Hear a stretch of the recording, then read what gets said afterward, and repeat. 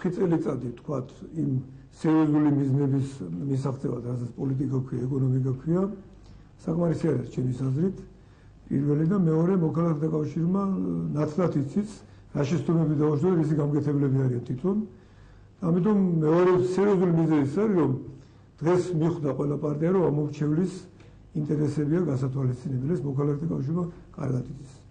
მეორე მთავარი მიზეზი და სერიოზული მიზეზი არის, რომ საქართველოს პრეზიდენტ ედუარდ შევარდნაძეს სჯერავს იმ გუნდის, იმ მიზნების მიღწევისათვის სჭირდება უმრავლესობის ხმა, სჭირდება ჩვენი მხარდაჭერა და ჩვენ ვალდებულები ვართ მხარი დავუჭიროთ მის პოლიტიკას და მოქალაქეთა კავშირს.